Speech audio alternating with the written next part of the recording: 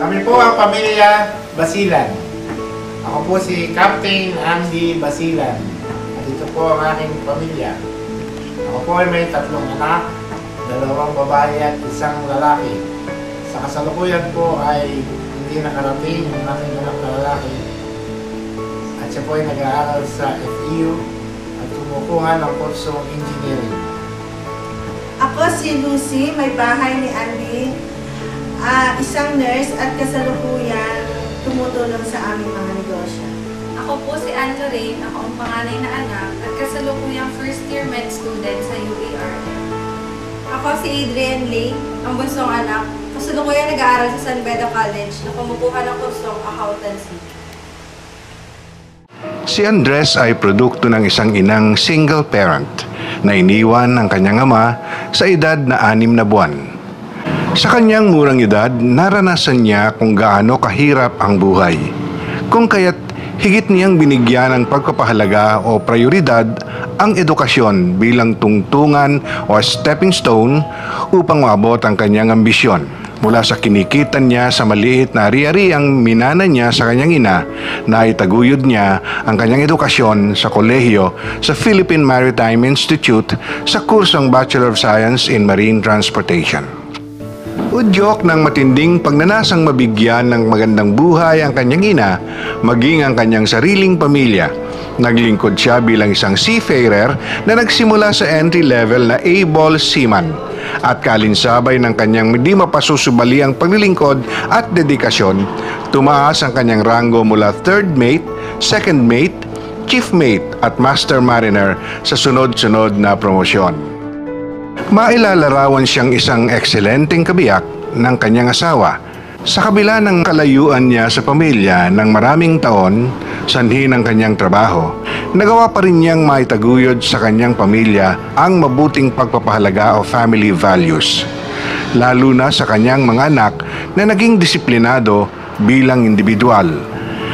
Nakapagtapos ng kursong nursing ang kanyang panganay at ang 2 pang nakababatang anak ay patuloy pa ring nag-aaral. Sa pamamagitan ng komunikasyon ay napanatili niya ang ugnayan sa kanyang pamilya at patuloy na napapalalahanan ang kanyang mga anak na bilang kanilang ama ay maaari din nila siyang maging kaibigan, tagapayo, na maaaring pagsabihan ng kanilang mga sekreto o lihim sa buhay. Habang siya ay nasa barko pa, ay nagsimula na siyang magpundar ng negosyo ng construction supplies sa trade name na Great Lakes Enterprises na pinamamahalaan naman ng kanyang may bahay.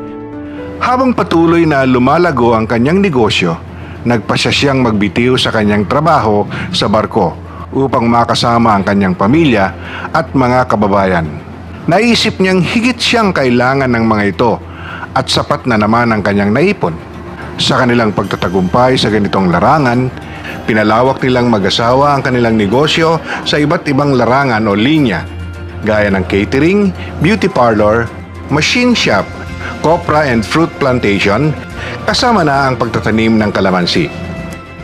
Mula sa pinagsama-samang kita sa pagiging seafarer at iba't ibang negosyo na kanilang ipinundar, nagkaroon siya ng marangya at malawak na tahanan na mayroong swimming pool, ilang sasakyan, lupang agrikultural, delivery vehicles at construction equipments. Sa kabila ng pagiging abala sa lahat ng kanilang negosyo, mga pananagutang pangpamilya at personal, may panahon pa rin si Andres na maging aktibong kasapi ng Knights of Columbus at Associated Marine and Seaman Union of the Philippines at bilang isang kursilista sa simbahan. Nagpapasalamat ako sa kanilang pamilya, lalong-lalo na sa mag-asawa na bukas loob ang pagtulong sa simbahan at higit sa lahat sa napakaraming proyekto na aming ginawa sa parokya. Si Andy Basilan, isang taga-barangay Patas, ay napakabait. Siya nagbigay ng aming barangay hall, nag-donate, at yung stage, at lalo tigit yung aming simbahan, yung lote. Yung aking mata ay naging saksi kung paano sila tumulong sa barangay. Bukas ang pamilya nila para sa pakikipagkapwa-tao. Kung ano man ang tagumpay na kanilang tinatamasa sa ngayon, ay bunga ng kanilang paghihirap, no? Ang kanyang pananaw at misyon ay mapalawak ang kanyang mga negosyo upang makalikha ng higit pang maraming hanap buhay at sa gayon ay matulungan niya ang mga naghahangad ng marangal na pagkakakitaan. Kaugnay nito, mayroon siyang 70 tauhan na ang ilan dito ay natulungan niyang makapagpundar ng sariling bahay at lupa. Naniniwala siya na anuman ang nasa kanya ay hindi para sa kanya lamang, kundi mga biyayang ipinagkatiwala sa kanya ng Diyos na marapat lamang ibahagi sa iba. Kami ang Pamilya Basilan. Nagpapasalamat sa OWA at sa programa nitong tumutulong at kumikilala sa aming pagkukunyagi at talumpay.